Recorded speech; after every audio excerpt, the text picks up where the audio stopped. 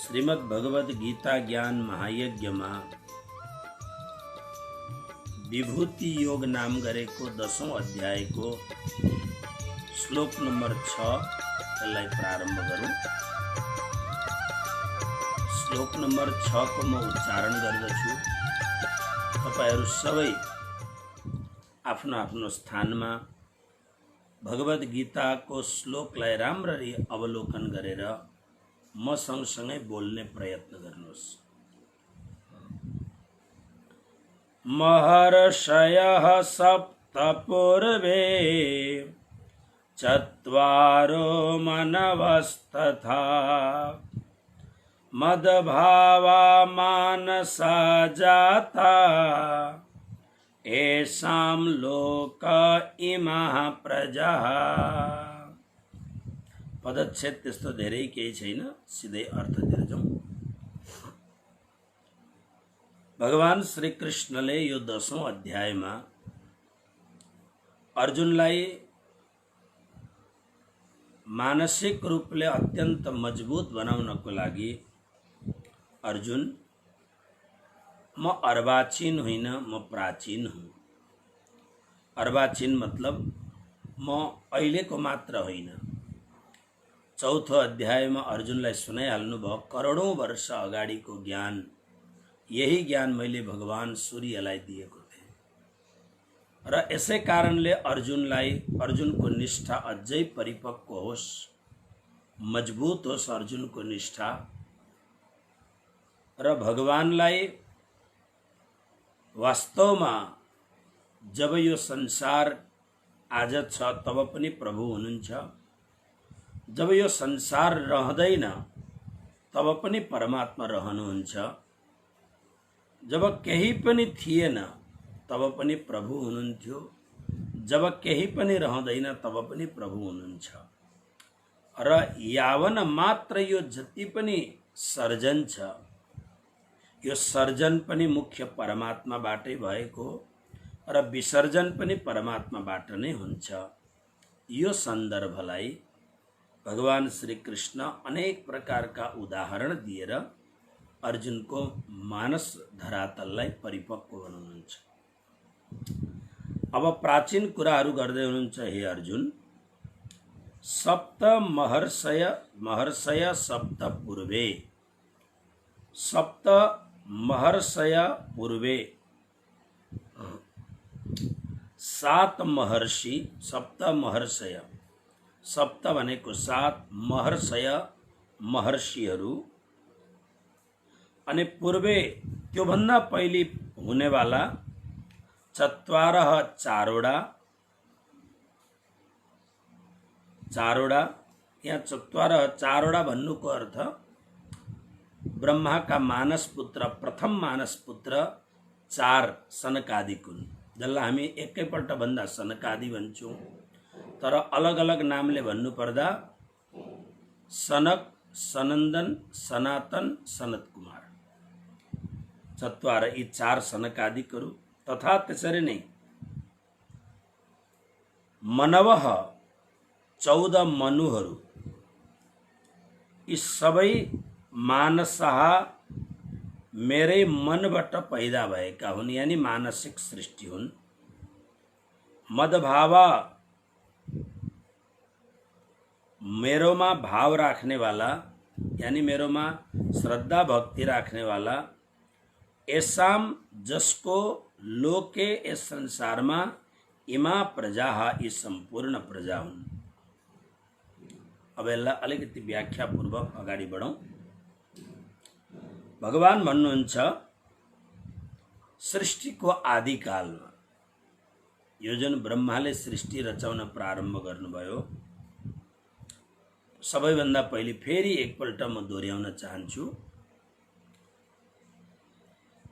परब्रह्म परमात्मा को प्रेरणा द्वारा अक्षर ब्रह्म को मन विलसित हुन्छ। विलसित भनेको के हो भन्दा, साधारण उदाहरण दिनु पर्दाखेरि जसरी कोही बेला हामी बस्दाखेरि हाम्रो मन, हामी बसिरहेको हुन्छौँ तर मन एकातिर दौडिरहेको हुन्छ, हामीलाई थाहा नभए जस्तो हामी मन अनि कसैले आएर होइन कता मनले हराउनु भएको भन्दाखेरि अनि झसङ्ग हुन्छ। यो जुन बसेको बेला मन कहीँ घुम्न गयो, मन कहीँ विचरण गर्दैछ, यसलाई मन विलसित हुनु भनिन्छ। अथवा विलसितको अर्थ हो मन आफ्नो ठाउँमा मन आनन्द लिइरहेको छ, विलसित भइरहेको छ, विलास आनन्द। परब्रह्म परमात्मा सच्चिदानंद घन अक्षरातीत उत्तम पुरुष परमात्मा श्री कृष्ण को प्रेरणा द्वारा अक्षर ब्रह्म को मन विलसित भयो। अक्षर ब्रह्म को मन का दुईटा वृत्तिहरू छन्।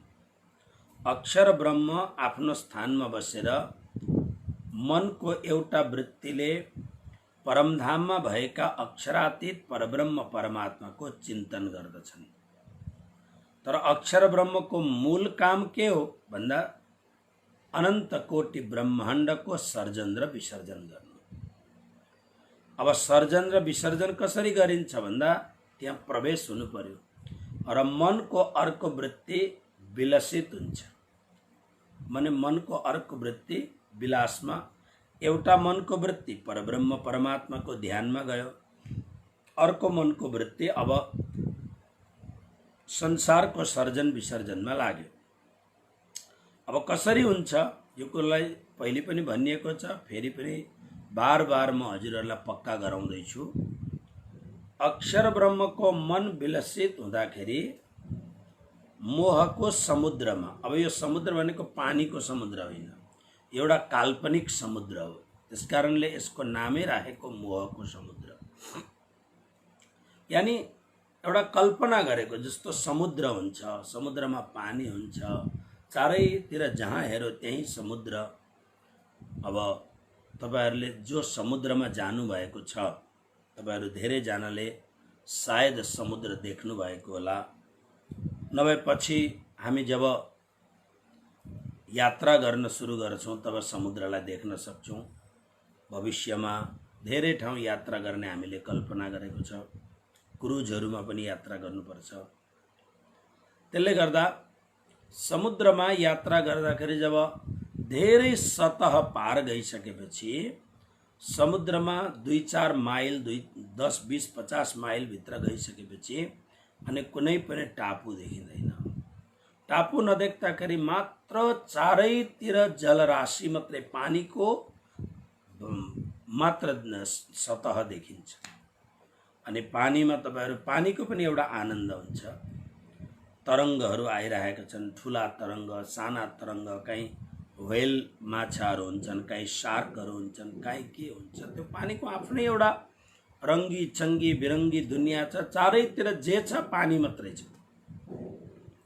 त्यसरी नै जब यो सृष्टिको प्रारम्भमा जब केही पनि थिएन, त्यो केही पनि नहुनुको लागि यसलाई बहुत राम्ररी विचार गर्नुस्। किनभने मोहको समुद्र भन्ने, तर के होला त्यो समुद्र कुतूहल हुन्छ। मलाई पनि थियो, गुरुहरूले मोहको समुद्र भन्नुहुन्थ्यो।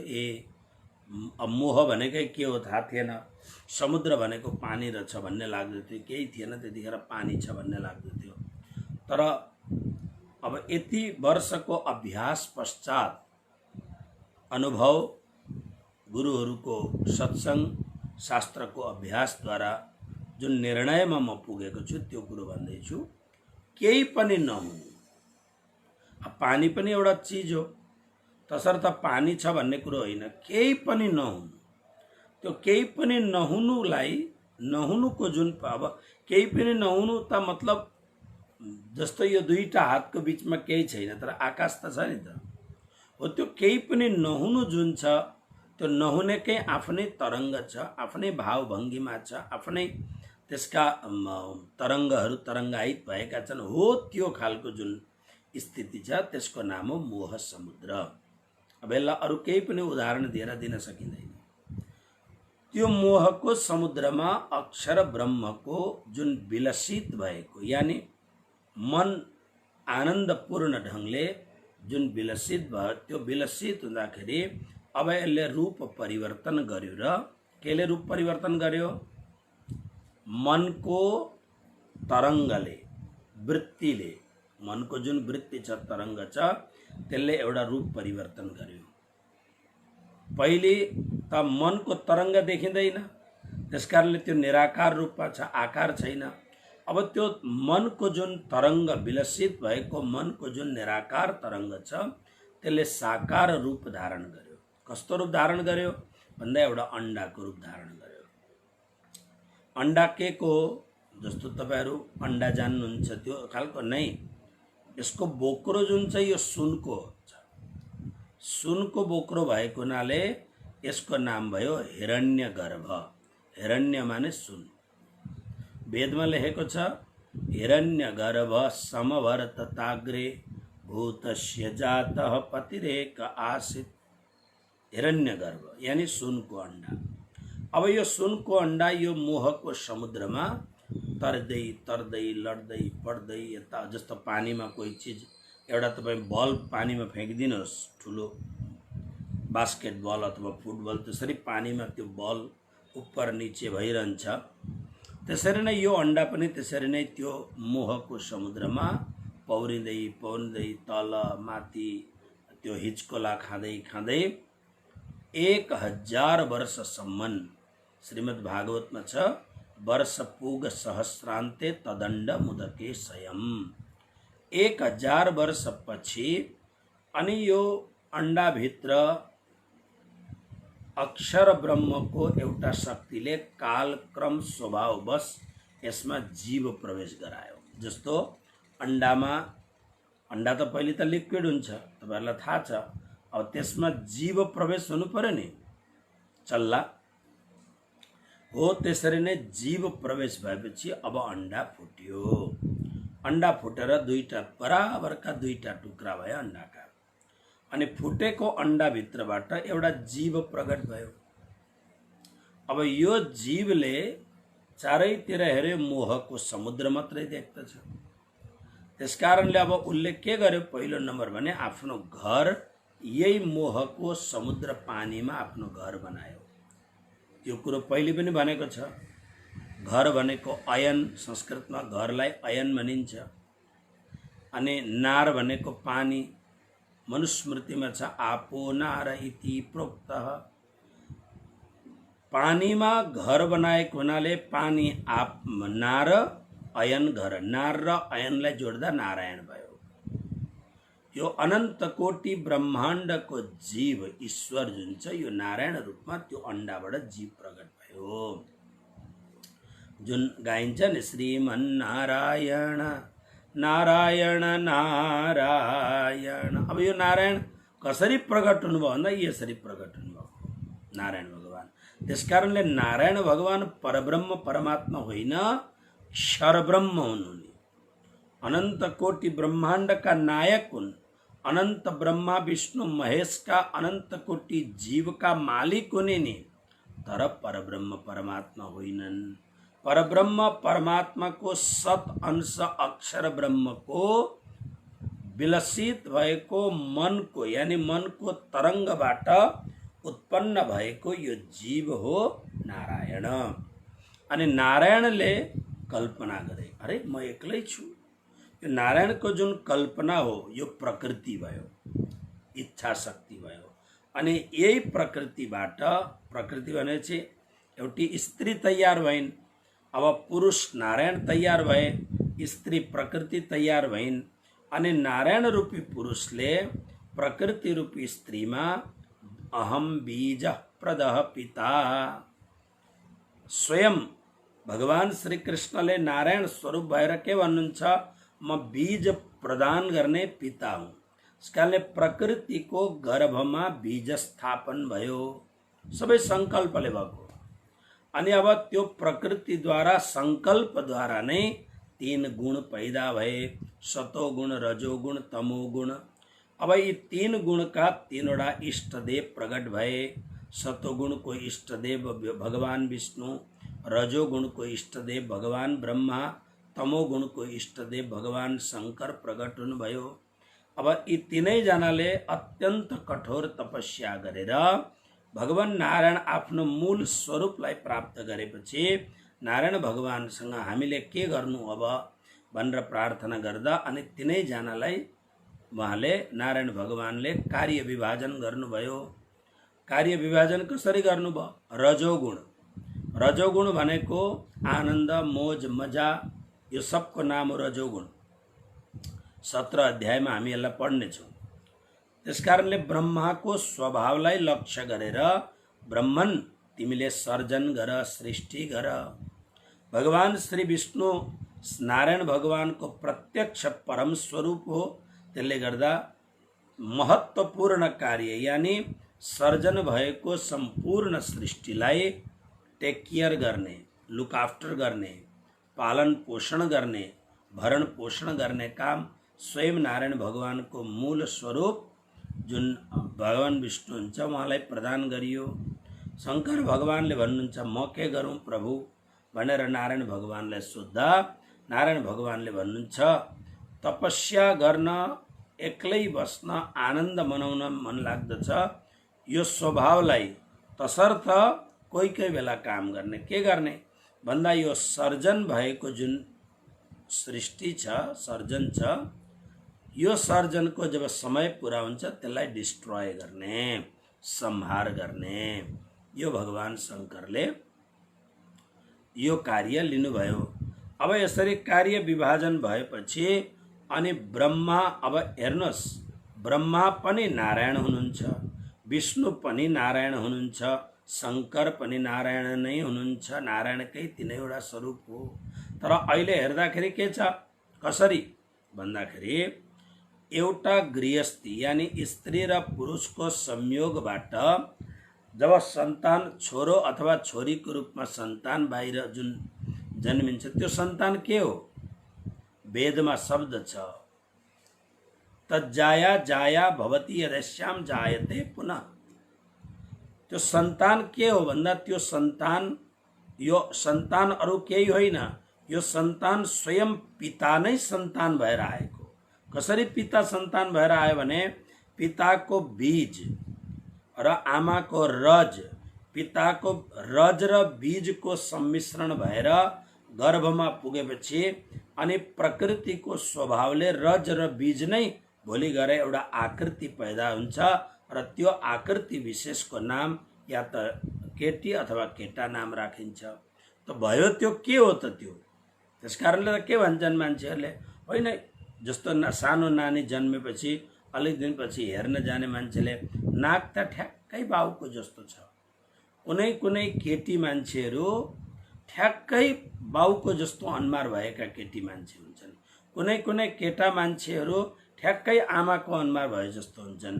किन भए जस्तो भन्नाले हुबहु त बहुतै कम्ती हुन्छ, तर लक्षण आउँछ। लक्षण आएको हुनाले किन लक्षण आयो त भन्दाखेरि यो अर्को कोही हुँदै होइन नि त, यो आमा र बाउकै अंश हो। यो आमा र बाउकै अंशबाट भएको यो सृष्टि हो, निर्माण हो, निर्मिति हो यो। त्यसकारणले आज ब्रह्माको रूपमा, विष्णुको रूपमा, शङ्करको रूपमा जे छ त्यो त नारायण नै हो स्वयं। त्यसकारणले जले विष्णु, थले विष्णु इत्यादि जुन शब्द हुन् यही हुन्, किनभने यो समग्र सृष्टिको हर इकाइमा, अंश अंशमा, अणु अणुमा नारायण नै व्यापक हुनुहुन्छ, व्याप्त हुनुहुन्छ। ओके, अब ब्रह्मालाई आज्ञा भयो बनाउनु भनेपछि अनि ब्रह्माले ध्यान दिएर सुन्नु होला है। ब्रह्माले पहिली सृष्टि गर्दाखेरि ब्रह्मा अब नारायण भगवानको परम शक्तिबाट प्रकट भएका हुन् ब्रह्मा। चारवटा मुख छ ब्रह्माको अनि चारवटा मुखबाट चार वेद, ऋग्वेद, यजुर्वेद, सामवेद, अथर्ववेदको पाठ गर्छन् ब्रह्मा।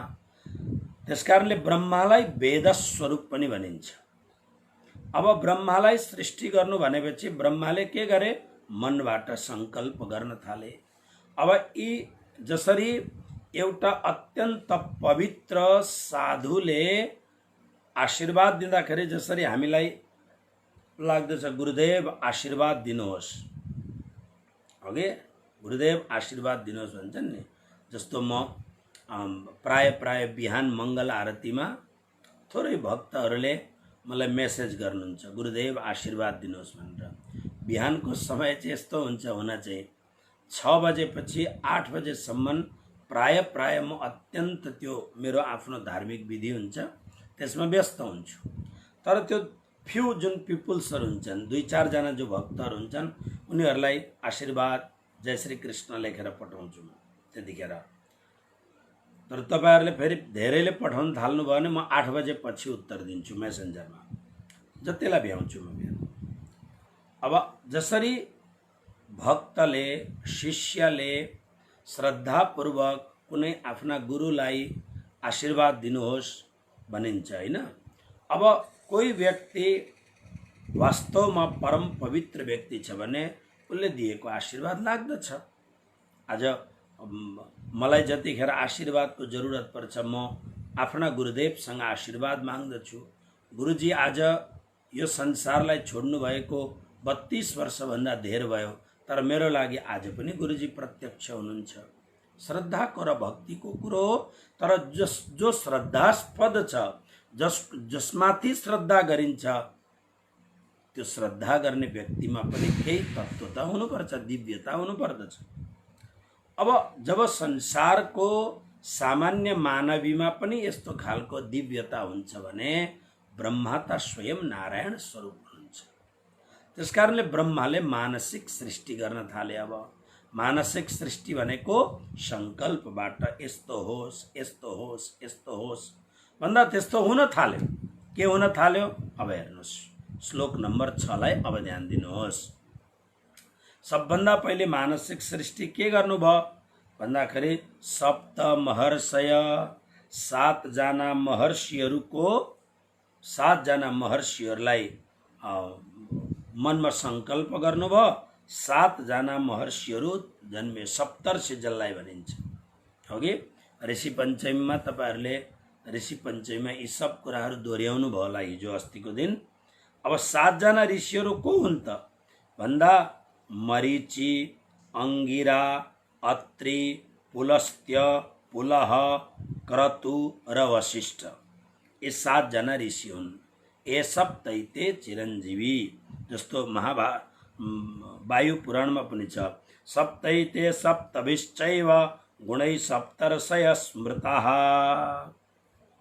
दीर्घायुषो मन्त्रकृत ईश्वरो दिव्य चक्षुषः वृद्धा प्रत्यक्ष धर्माणो गोत्र प्रवर्तकाश्च ये। महाभारतको शान्ति पर्वमा छ मरीचिरङ्गिराश्चात्रि पुलस्त्य पुलह क्रतु वशिष्ठ इति सप्तैते मानसा निर्मिता हिते एते वेदविदो मुख्या वेदाचार्यश्च कल्पिताः प्रवृत्ति धर्मिणश्चैव प्राजापत्ये च कल्पिताः। यी 7 जना ऋषिहरू कस्ता छन् अलिकति ध्यान दिएर हेर्नुस्। यी बहुत लामो आयु भएका छन्। यिनीहरू वास्तवमा यी सप्त ऋषिहरू चिरञ्जीव, तर चिरञ्जीवको अर्थ यहाँ के हो त भन्दा सधैँ रहँदैनन्, सधैँ त ब्रह्मा पनि रहँदैनन्, भगवान विष्णु शङ्करले पनि आफ्नो ठाउँ छाड्नु पर्दछ। तर यी ऋषिहरू दीर्घजीवी छन्, लाखौं वर्षसम्म यिनीहरूको आयु छ। त्यसकारणले यी लामो आयु भएका अनि वेदका मन्त्रहरूको प्रकट गर्नेवाला हुने वेद मन्त्र द्रष्टा ऋषिहरू हुन्। अनि यिनीहरू आफू त सामान्य झोपडीमा बस्दछन् तर परम ऐश्वर्यवान छन्। तपाईले रामायणमा सुन्नु भएको छ कि जब कोही चक्रवर्ती सम्राट आखेट क्रीडा गर्न जाँदा यात्राको दरम्यान कुनै ऋषिको यस्ता खालका दिव्य ऋषिहरूको दरबारमा पुग्दाखेरि, जस्तो भगवान श्रीरामको वनवास भएपछि भरद्वाज ऋषिको आश्रममा पुग्दा भरद्वाज ऋषिले श्रीराम र लक्ष्मण अनि सीताजीको भव्याति भव्य स्वागत गर्नुभयो। भरद्वाज ऋषि राम भक्त हुनुहुन्छ, बहुत भव्य स्वागत गर्नुभयो। तर भगवान श्रीराम के हो? भगवान श्रीराम भनेको सनातन धर्मको भरत खण्डको अस्तित्व, अस्मिता र सत्यको अर्को नाम हो राम। त्यसमा कुनै पनि सत्य संकल्पमा कुनै पनि फरक हुँदैन। त्यसकारणले घरबाट हिँड्दाखेरि पिता दिन्ह मोही कानन राजु। पिताजीले मलाई यानी दशरथजीले मलाई जङ्गलको राज्य यानी तपस्वी बनाउनु भएको छ। त्यसकारणले अयोध्या छोड्न साथ कुनै पनि प्रकारको ऐश्वर्यलाई स्वीकार गर्नु भएन। न कुनै गाउँमा प्रवेश गर्नुहुन्थ्यो, सहरमा प्रवेश गर्नुहुन्थ्यो, न कुनै राज्यको नगरमा प्रवेश गर्नुहुन्थ्यो। भगवान श्रीराम काम हुँदाखेरि लक्ष्मणलाई पठाउनुहुन्थ्यो, जाऊ तिमी गएर आऊ, त्यो राजालाई यो कुरो भनेर आऊ, मेरो समाचार देऊ इत्यादि कुराहरू। तर भगवान त्यसकारणले भगवान श्रीरामले भरद्वाजको सामान्य जुन तपस्वीहरूद्वारा गरिने जुन आदर छ त्यो आदर स्वीकार गर्नुभयो श्रीरामले।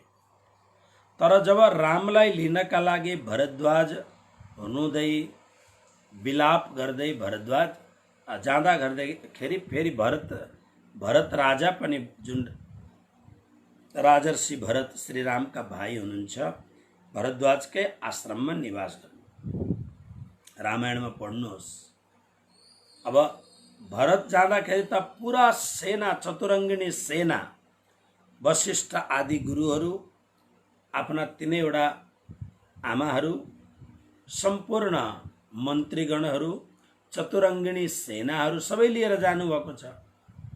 तसर्थ भरद्वाज ऋषिले आफ्नो सत्य सङ्कल्पद्वारा अयोध्या भन्दा पनि अत्यन्त सुखमय सम्पूर्ण सामग्री तयार गर्नुभयो। बस्ने जग्गा, सुत्ने जग्गा, भोजनको व्यवस्था इत्यादि। तर सबैलाई उचित व्यवस्था गरे तापनि श्री भरतजी अत्यन्त गरिबाई भगवान राम जसरी बस्नुभएको थियो त्यसरी नै स्वीकार गर्नुभयो। यसको मतलब के हो भन्दाखेरि ऋषिहरूमा जो ऋषि परम दिव्य ऋषिहरू हुन्थे यिनीहरूले सङ्कल्पद्वारा ऐश्वर्य प्रकट गर्न सक्दथे। त्यसकारणले ऐश्वर्यवान दिव्य दृष्टिवाला यिनीहरू हुन्थे। यहाँ लेखेको छ वायु पुराणमा दीर्घायुषः मन्त्रकृतः ईश्वरः भनेको ईश्वर परमात्मालाई भनिन्छ। तर यी ऋषिहरूमा पनि ताकत यस्तो हुन्थ्यो ईश्वरको जस्तो ताकत हुन्थ्यो। दिव्य चक्षुषः अत्यन्त दिव्य नेत्र यानी बहुत पहिलेको कुरो वर्तमानमा विश्वमा के भइरहेको छ र अब अगाडि लाखौं वर्ष अगाडि के हुन्छ यो कुरोलाई जान्न सक्ने दिव्य दृष्टिवाला। अनि गुणमा विद्या आदिमा अत्यन्त वृद्ध। हामी के भन्छौँ उहाँ भन्दाखेरि उहाँ वयोवृद्धता हुनुहुन्छ तर उहाँ ज्ञान वृद्ध पनि हुनुहुन्छ भन्छौँ नि हामी, मतलब ज्ञानवान हुनुहुन्छ। यस्ता खालका अनि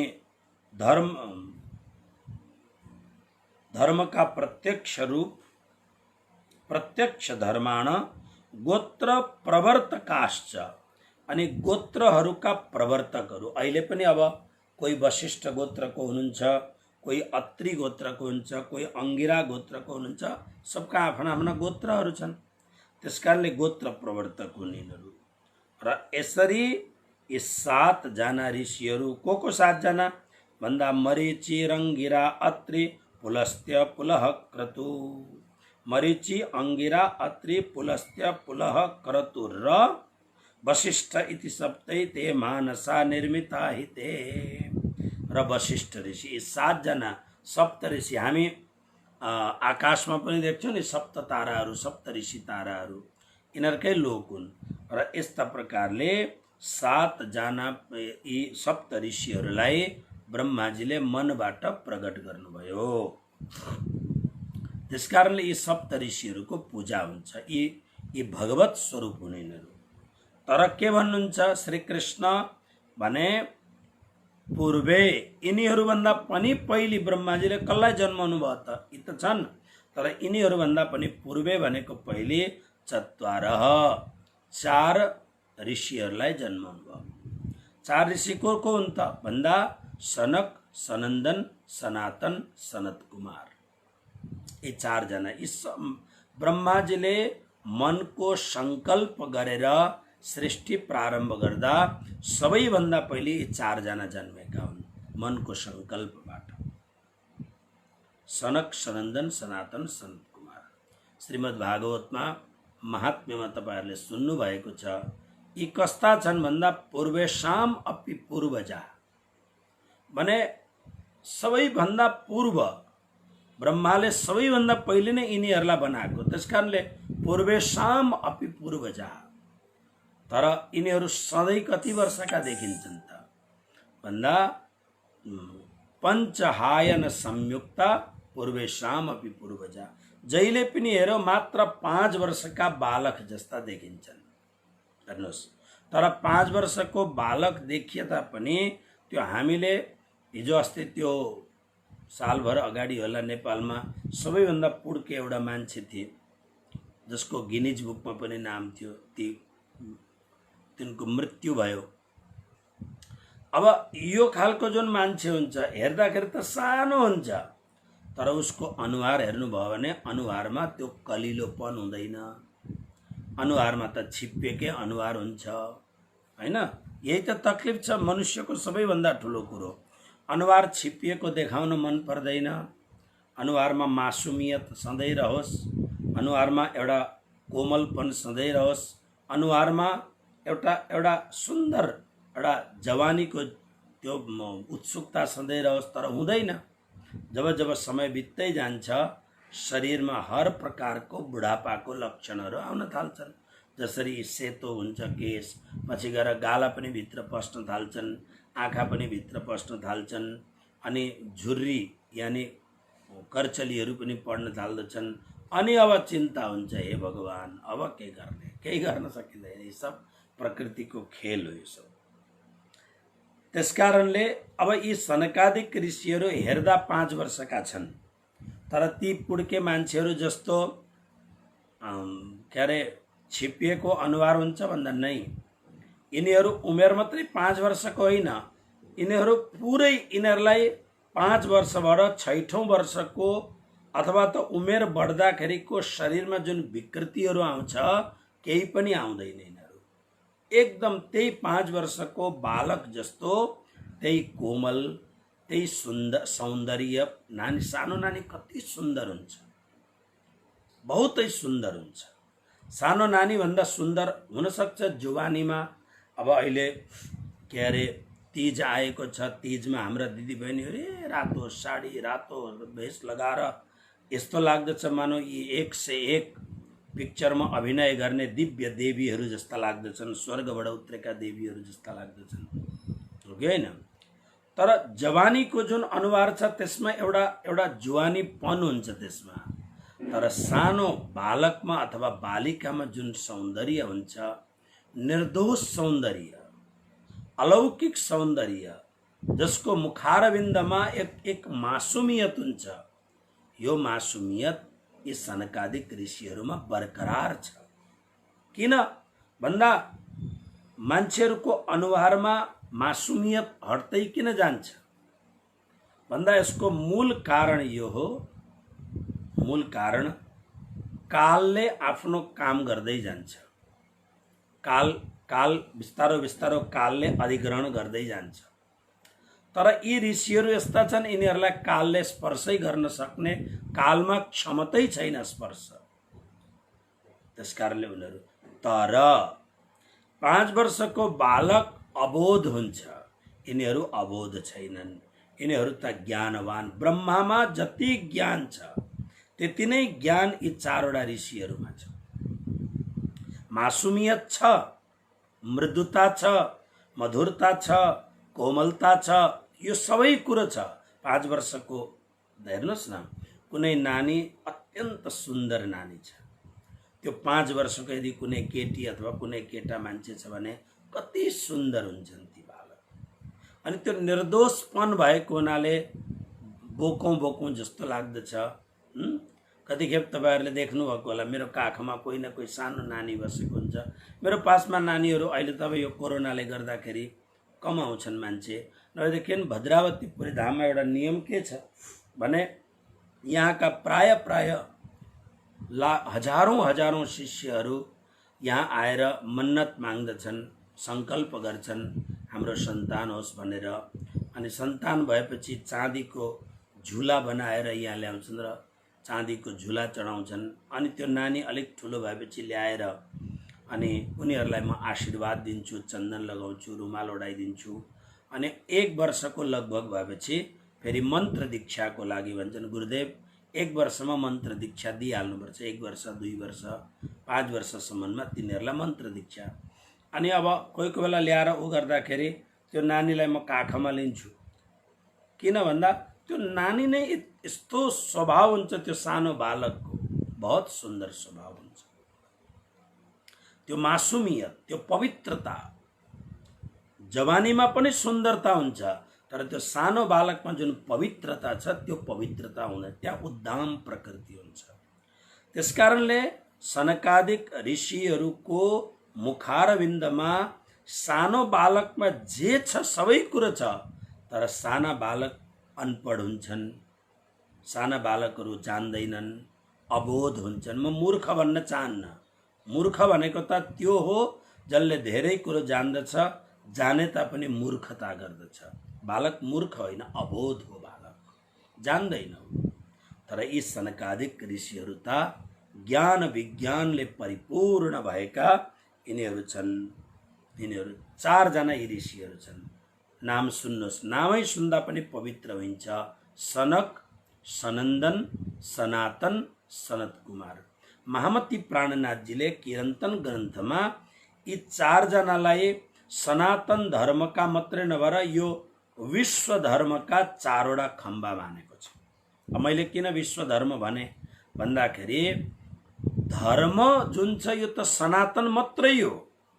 यी अरू त सब पछि उम्रेका हुन्, च्याउ उम्रे जस्तो गरेर पछि उम्रेका हुन्। धर्म जुन छ यो मुस्लिम इसाई धर्म भन्नुहोस्, क्रिस्चियन धर्म भन्नुहोस्, बुद्ध धर्म भन्नुहोस्, जैन धर्म भन्नुहोस्, अथवा अरू पनि जति पनि धर्म छन्, यी सब धर्महरू त पछि उम्रेका हुन्। मूल रूपमा जब मानवीय सृष्टि हुँदाखेरि एउटै मात्र धर्म छ, त्यो धर्म हो सनातन धर्म। त्यसकारणले म विश्वभरि घुम्दाखेरि सबैलाई भन्दछु म सनातन धर्मको सेवक हुँ। त सनातन धर्मको दायरा बहुत ठुलो छ। सनातन धर्म भनेको एउटा बहुत ठुलो बगैँचा हो, क्यानाडाको बुशर्ड गार्डन जस्तो अलौकिक गार्डन हो यो। यसमा भिन्न भिन्न प्रकारका फूलहरू खिलेका छन्। यो परम सुन्दर छ यो वाटिका, पुष्प वाटिका। र कसैलाई यो फूल मनपर्छ, कसैलाई ऊ फूल मनपर्छ। त्यसरी नै यो सनातन धर्मको दिव्य पुष्प वाटिकामा कृष्ण रूपी पुष्पको हामी परम सेवक हौँ। तर मूल रूपमा धर्मता केवल सनातन धर्म मात्र हो। त्यसकारणले यो सनातन धर्मका 4 वटा खम्बा माने सनातन धर्मलाई उभ्याएको यी 4 वटा खम्बा नै छ। को हुन्? आए जुन हामी बेलुका स्वरूप बोल्दछौँ, भई नैरे नवखण्डों आरती, श्री विजयाभिनन्द बुद्ध जी की आरती, प्रेम मगन भय उतारती, सखिया सबे उतारती इत्यादि जुन शब्द छ यसमा अगाडि छ आए चारों थम्ब लिए खडे संग विष्णु ब्रह्माण्ड। 4 थम्ब, 4 सनकादिकहरू। त्यसकारणले के भने भन्दा यी सप्त ऋषिहरूको मैले वर्णन गरेर सुन। तर पूर्वे सप्त ऋषि भन्दा पनि पहिले 4 यी 4 जना। अब 4 जना को हुन् त भन्दा पहिलेदेखि जानेको हुनुपर्छ यो कुरालाई। 4 सनकादिकहरू तथा मनवः, मनुहरू। अब मनु भनेको को हो त भन्दा ब्रह्माजीको जुन यो सृष्टि छ, यो सृष्टिको सत्ता चलाउने जुन राजा हो त्यसको नाम मनु। मनवः, मनु मनु मनवः, यसरी रूप चल्छ। राम राम राम रामौ रामः भने जस्तै मनु मनु मनवः, हरि हरि हरयः भने जस्तै मनवः भनेको प्लुरल हो, बहुवचन हो। त्यसकारणले मनवः भनेको मनुहरू। कति मनुहरू भन्दा 14 वटा मनुहरू छन्। अब 14 वटा मनुहरू कुन कुन हुन् त भन्दाखेरि 14 मनुहरूको नाम सुन्नुहोस्। 14 मनुहरू कुन कुन छन् भन्दा स्वयम्भुव मनु, हेर्नुहोस् है, स्वयम्भुव मनु, स्वारोचिस मनु, उत्तम मनु, तामस मनु, रैवत मनु, चाक्षुष मनु, वैवस्वत मनु, सावरणी मनु, दक्ष सावरणी मनु, ब्रह्म सावरणी मनु, धर्म सावरणी मनु, रुद्र सावरणी मनु, देव सावरणी मनु र इन्द्र सावरणी मनु। यसरी 14 वटा मनुहरू छन्। 14 वटा मनुहरू छन्। यी 14 वटा मनुहरू के गर्छन् त भन्दा ब्रह्माजीको एक कल्प यानी ब्रह्माजीको जुन 12 घण्टा छ नि, हाम्रो कति भयो 12 घण्टामा बिर्सिनु भयो, 4 अरब 32 करोड वर्ष हाम्रो पुरा हुन्छ। मतलब के हो भन्दाखेरि कलियुग 4,32,000, अब अरु 4,32,000 जोड्दा कति भयो 8,64,000 द्वापर युग, त्यसमा 4,32,000 जोडिँदाखेरि 12,96,000 त्रेता युग, त्यसमा 4,32,000 जोडिँदाखेरि 17,23,000 होला। यो सतयुगको उमेर भयो। अब यो चारवटालाई चतुर्युगी भनिन्छ। अब यो चतुर्युगी 4वटा युग जुन छ यसलाई 1000 ले मल्टिप्लाई गर्नुहोस्, 1000 ले गुणा गर्नुहोस्, यसलाई सहस्र युग भनिन्छ। सहस्र भनेको 1000, सहस्र, यो सहस्र युग यानी 4,32,000 सब गरेर 1000 पल्ट घुम्दा हाम्रो मनुष्यको 4 अरब 32 करोड वर्ष पुरा हुँदो रहेछ। अब यी 14 वटा मनुहरूले हाम्रो 4 अरब 32 करोड वर्षसम्म राज्य गर्दछन्। यो जुन ब्रह्माजीको यो जुन 14 लोकको जुन उनको भाग हो, कति भाग छ उनीहरूको, त्यति भागको उनीहरू राजा हुन्छन्। अब 14 वटालाई 4 अरब 32 करोड वर्षमा बाँच्दा यानी 1000 चतुर्युगीमा यदि 14 वटालाई बाँड्दाखेरि अब त्यसलाई गुणा गर्नु, त्यो भागा गर्नु पर्यो। भागा गर्दा लगभग एउटा मनुको राज्य 71 चतुर्युगी भन्दा अलिकति धेर हुन्छ। 100 चतुर्युगी भयो भने त 10 वटा मात्रै सावरणी, 10 वटा मात्रै मनु हुन्छन्। तर 14 वटा मनु छन्, त्यसकारणले 71 चतुर्युगी भनेको सत्य त्रेता द्वापर कली एकपल्ट अर्को पल्ट गरेर 71 पल्ट घुमेर अनि अलिकति अरु भउँदाखेरि एउटा मनुको उमेर पुरा हुन्छ। अनि त्यो मनु विस्थापित भएर अनि अर्को मनु आउँदछन्। जसरी सृष्टिको आदिकालमा स्वयम्भुव नाम गरेका मनु थिए, स्वयम्भुव मनु र शतरूपा रानी, जसको कथा तृतीय स्कन्धमा हजुरहरूलाई सुनाएको छ। स्वयम्भुव मनु र शतरूपा रानीका 5 वटा सन्तान थिए।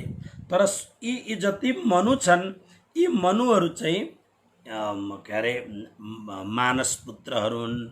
यी 14 वटा मनुहरूको मानसा जाताः, यी सबै मनबाट पैदा भएका हुन्। ओके, मानसा जाता मनबाट पैदा भएका हुन्। त्यसकारणले मद्भावः, भगवान श्री कृष्ण भन्नुहुन्छ यी सबै मूल रूपमा ममा भक्ति राख्ने वाला हुन्। यानी मूल रूपमा यी सबै कृष्ण भक्त हुन्। कसरी कृष्ण भक्त हुन् भन्दा अब यी सबैले भगवान नारायणको भक्ति गर्दछन्। नारायण भगवान को हुनुहुन्छ भन्दा अक्षर ब्रह्मको मन हुनुहुन्छ। अब अक्षर ब्रह्मको मनले अर्को चिन्तन के गर्छ भन्दा कृष्णको चिन्तन गर्दछ, कृष्णको ध्यान गर्दछ। त्यसकारणले कृष्णको ध्यान गर्ने अक्षर ब्रह्मको मन यानी कृष्ण भक्त भयो। अब त्यो कृष्ण भक्त मन नै नारायणमा भएर प्रकट हुनुभएको छ। अनि त्यसकारणले अब त्यो कृष्ण भक्त मन नारायण स्वयं के हुनुभयो, कृष्ण भक्त स्वरूप हुनुभयो, यानी कृष्ण स्वरूप हुनुभयो। र यी सबै नारायण भगवानको भक्ति गर्छन्। परम्पराले त भगवान नारायणको भक्त, भगवान कृष्णको भक्त भए कि भएनन्? तसर्थ मदभावः। ओके, जस्तो म एउटा अर्को उदाहरण दिउँ, सायद यो ठिक बस्छ होला सम्झिनमा। हेर्नुहोस्, गभर्मेन्टको कस्तो खालको कुरो हुन्छ भन्दा भारतमा गभर्मेन्टको यस्तो स्थिति छ, म भारतको नेपालको सबै कुरो मलाई थाहा हुँदैन, त्यसले गर्दा म भारतको कुरो गर्छु अनि तपाईहरुले नेपालको अंदाज गर्नुहोस्। भारतमा के हुन्छ भने प्रत्येक गाउँको एउटा पञ्चायत हुन्छ। प्रत्येक गाउँमा एउटा पञ्चायतमा सानो गाउँ छ भने 2टा 3वटा गाउँलाई लिएको हुन्छ एउटा पञ्चायत। नेपालमा पञ्चायती व्यवस्था खत्तम भयो, तर भारतमा पञ्चायती व्यवस्था छ। अनि त्यो पञ्चायतमा टिम मेम्बरहरु हुन्छन्। एउटा हुन्छ यहाँ सरपञ्च भन्छन्, हाम्रोतिर पहिले के भन्थे पञ्चायत बाबु, सिक्किममा चाहिँ पञ्चायत बाबु भन्छन्। के भन्थे पहिले हाम्रोमा पञ्चायतको अध्यक्ष या समथिङ त्यस्तो नाम हुन्थ्यो कि। एउटा पञ्चायत हुन्छ।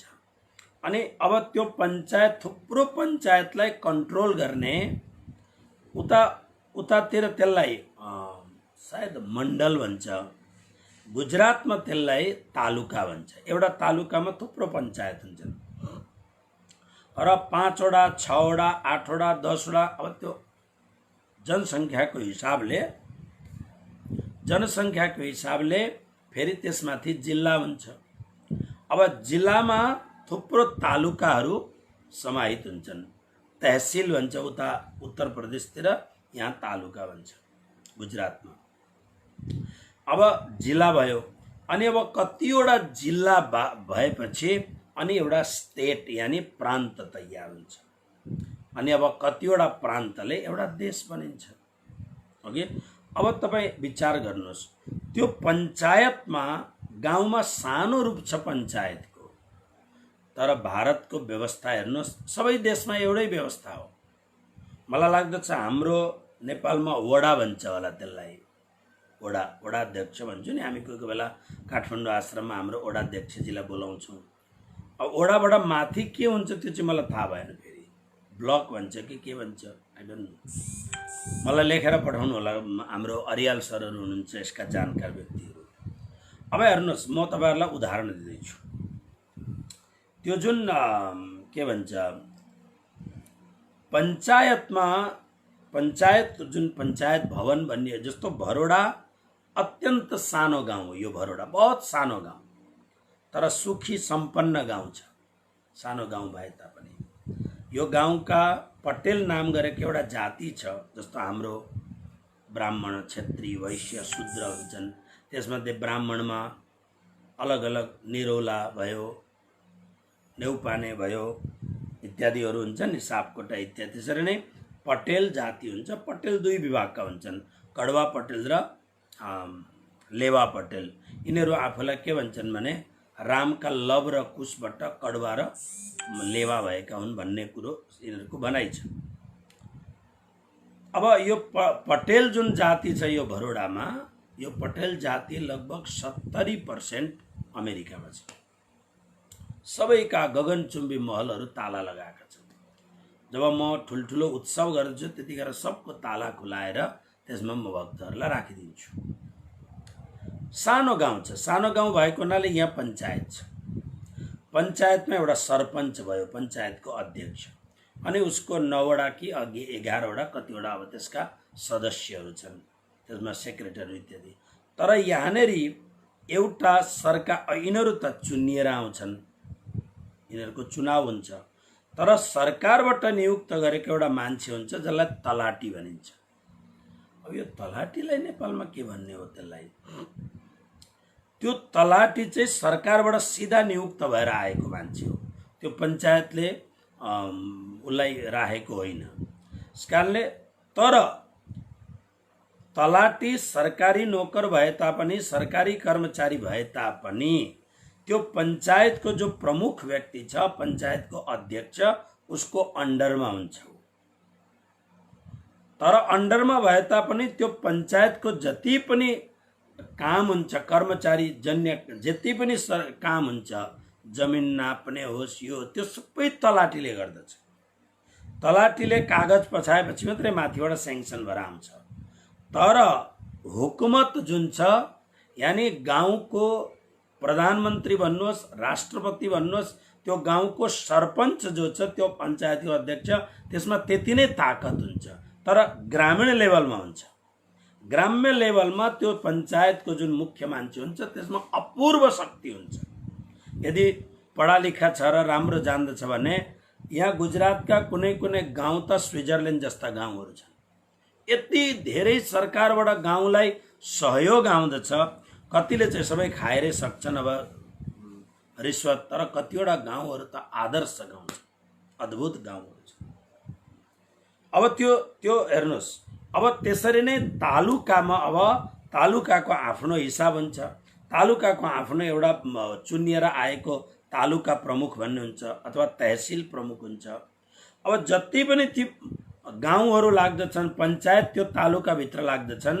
प्रत्येक पञ्चायतको आफ्नो अध्यक्ष हुन्छ तर ती पञ्चायतका अध्यक्षहरूले रिपोर्ट गर्नुपर्छ तालुका प्रमुखलाई तहसिल प्रमुखलाई यिनीहरूभन्दा ऊ अलिक ठुलो भयो तर धेरैवटा तालुका तहसिलका प्रमुखहरूले जिल्लाको प्रमुखलाई रिपोर्ट गर्नुपर्दछ उसले स्याङ्सन गरेपछि मात्रै तालुकाका प्रमुखहरूले पाउँछन् तर जिल्लाको जो प्रमुख छ उसलाई प्रान्त प्रमुख यानी सीएमले अथवा जो विभाग छ त्यसले प्रान्त प्रमुखले चीफ मिनिस्टरले गर्नुपर्दछ तर हेर्नुहोस् पञ्चायतमा पनि जुन सत्ता छ त्यो सरकारकै सत्ता हो तर त्यसको सीमित सत्ता छ तालुका यानी तहसिलमा जुन सत्ता छ त्यो पनि सरकारकै सत्ता हो अनि जिल्लामा जुन सत्ता छ जिल्ला प्रमुखले गर्ने त्यो पनि सरकारकै सत्ता हो र प्रान्तमा पनि सरकारकै सत्ता हुन्छ र केन्द्रमा सर्वोच्च सत्ता हुन्छ सबैतिर सत्ता त्यही सरकारकै सत्ता हुन्छ त्यसकारणले पुरा उनीहरूमा पावर हुन्छ सरकारी सत्ताको पावर हुन्छ त्यसरी नै यो सृष्टि चलाउनका लागि सानो इकाइदेखि लिएर नारायण भगवान जो सुप्रिम पावर यो सत्ताको हुनुहुन्छ त्यहाँसम्म सबैमा भित्र परमात्मा श्री कृष्णकै अंश छ त्यही कुरो भन्दै हुन्छ ध्यान दिनुहोस् मदभाव यी सबै प्रत्यक्ष होस् डाइरेक्ट होस् अथवा इनडाइरेक्ट होस् मदभाव ममा भाव राख्ने यानी ममा श्रद्धा र भक्ति राख्ने वाला हुन् एसाम जसका लोके संसारमा इमा प्रजा यी समस्त प्रजाहरू यिनीहरूबाटै प्रकट भएका हुन् यो श्लोक भयो अब हेर्नुहोस् कसरी प्रकट भएका हुन् भन्दा त्यो 14 मनुमा पहिलो मनु स्वयम्भुव मनु हुन्छ नि तृतीय स्कन्द भागवत याद गर्नु होला स्वयम्भुव मनुलाई भगवानले पहिले के भयो भन्दा मनबाट सृष्टि तर मनको सृष्टिले कामै गरेन किनभने मनको सृष्टिले कोही तपस्या गर्न जस्तो 4 सनकादिक छन् ब्रह्माले उनीहरूबाट अरूबाट अरू मल्टिप्लाई हुन् भनेर सृष्टि गर्नु पर्यो पृथ्वी एकदमै खाली छ सत्ता खाली छ तर सनकादिकले भने हामी त गर्दैनौँ न सृष्टि हामी त भजन भक्ति तपस्या ब्रह्मचर्य जीवन लिन्छौँ अब गर्नु पनि के अब त्यसरी नै धेरै भएन अनि धेरै चिन्तनपछि परमात्मा नारायणको प्रभावले ब्रह्माजीको मनमा एउटा संकल्प जाग्यो के संकल्प जाग्यो भन्दा मानसी सृष्टि अगाडि बढ्ने भएन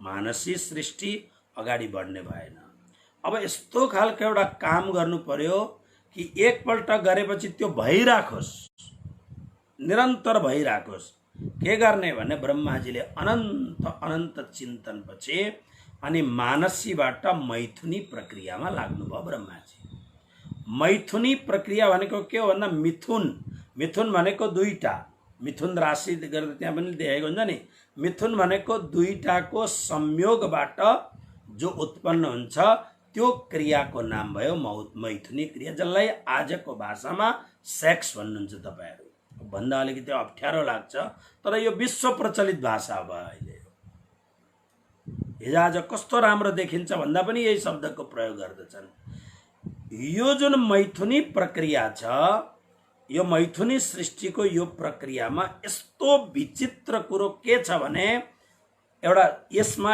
एउटा सृष्टि गरिदिएको छ कामको। काम भनेको वासना। यो यस्तो भयंकर सृष्टि अब ब्रह्माजीले केही गर्नु परेन, अटोमेटिक काम हुन थाल्यो। के भयो त भन्दा स्वयम्भुव मनु र शतरूपा रानी, पहिले ब्रह्माजीले यो दुईटा जोडा पैदा गर्नुभयो। अब स्वयम्भुव मनुले आज्ञा लिएर शतरूपा रानीसँग मैथुनी प्रक्रियाबाट 5 वटा सन्तान जन्माउनु भयो। स्वयम्भुव मनुले, मूल मनु, पहिलेको मनुले 5 वटा सन्तान जन्माउनु भयो। 2टा छोरा, 3वटी छोरीहरू, आकुति, देवहुति र प्रसूति, 3वटी छोरी भए। अनि 2टा छोरा, स्वयम्भुव उत्तानपाद र प्रियव्रत नाम गरेका 2टा छोरा भए। उत्तानपादका छोराका 2टा छोरा भए, उत्तम र ध्रुव। प्रियव्रतका त पछि धेरै नै सन्तान भए, जसमा एउटा पुरै सन्तानको वर्णन पुरै आउँदछ। त्यसमा प्रियव्रतकै सन्तानले पुरा डाँडा काँडा ढाकेपछि।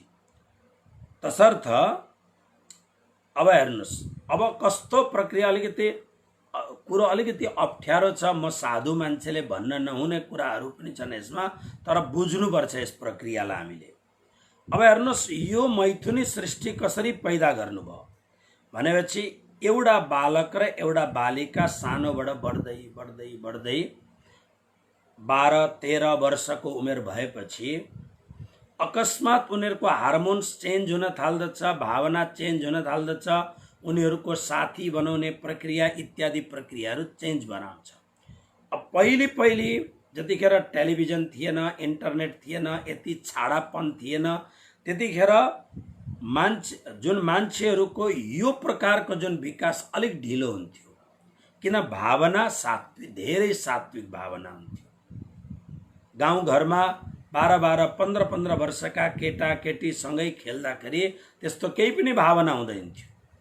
तर अहिले यो टेलिभिजनको प्रक्रियाले, किनभने टेलिभिजनमा यति धेरै छाडापन र यति धेरै उन्मुक्तपन देखाएको छ टेलिभिजनमा, अनि यसमा फेरि इन्टरनेटको माध्यमले त पुरा संसार नै ध्वस्त बनाइदिएको छ, जसमा यी अनेक प्रकारका वेबसाइटहरू बनाएर यसले गर्दाखेरि मान्छेलाई, मान्छेको भावनालाई छिटो जवान बनाइदियो। अब के भयो भन्दाखेरि एउटा बालक जन्मिन्छ, एउटा बालिका जन्मिन्छ। बढ्दै बढ्दै बढ्दै जाँदाखेरि अब भावनाहरू 7 वर्ष, 8 वर्ष, 10 त्यस्तो केही पनि भावना हुँदैन। तर अब अलिकति बढ्न थालेपछि केटीमा पनि आफ्नो एउटा भावना, केटामा पनि भावना हुँदा हुँदै यही भावनाले दुईटालाई जोडिदिन्छ। जोडिदिएपछि विवाह गर्छन्, भगाएर लिएर जान्छन्, जे गर्छन्। तर उनीहरूको उमेर भएपछि अब उनीहरूलाई सन्तान जन्माउन मन लाग्छ। हेर्नुहोस्, अटोमेटिक प्रक्रिया छ कि छैन?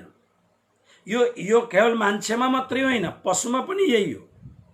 सम्पूर्ण पशुहरू हेर्नुहोस्, एउटा बाछी, एउटा बाछो, एउटा भैँसीको पाडो अथवा पाडी, एउटा माछाको, मतलब यावन मात्र सृष्टि। त्यति मात्र नभएर यो वृक्षादि जति पनि छ, सम्पूर्ण यो जुन सृष्टि छ, यो सृष्टिमा काम छ, वासना छ। यो सृष्टिमा हो यो वासना पनि भगवानकै अंश हो नि। अब 10 अध्यायमा तपाईहरुले पढ्न पाउनुहुन्छ, कामोस्मि भरतर्षभ, कृष्ण भन्नुहुन्छ काम माने सेक्स, त्यो पनि म नै हुँ, त्यो काम पनि म नै हुँ। तर कस्तो भन्दा कामोस्मि भरतर्षभ, काम म हुँ, तर कस्तो काम? धर्मद्वारा अनुप्राणित भएको काम म हुँ। जुन काममा धर्म छैन, पाप छ, त्यो म होइन। अब अगाडिका श्लोकहरुमा आउँछन् यी कुराहरू। ब्रह्माजीले यसरी सृष्टि सुरु गर्नुभयो। अब ब्रह्माजी बडा खुश हुनुभयो। अब ब्रह्माजीको झन्झट खत्म भयो। किन? अब प्रक्रिया त चालुको चालु पूरा ब्रह्माण्ड नै यसले ढाकिदियो। त्यसकारणले यहाँ के भन्नुहुन्छ? एसाम लोके इमा प्रजाः, यी मानसीय सृष्टिबाट जन्मिएका जुन हुन्, यिनीहरूकै सम्पूर्ण प्रजाहरू यो संसारमा फैलिए। यसरी भगवान भन्नुहुन्छ। अब अगाडि 7औं श्लोकमा के छ त्यो हेर्नुहोस्। एतां विभूतिं योगं च मम यो वेत्ति तत्त्वतः सोऽविकम्पेन योगेन युज्यते नात्र संशयः। भगवान श्री कृष्ण अब यसमा के भन्नुहुन्छ, यसको सामान्य अर्थ गरौँ, समय निकै विलम्ब भइसकेछ।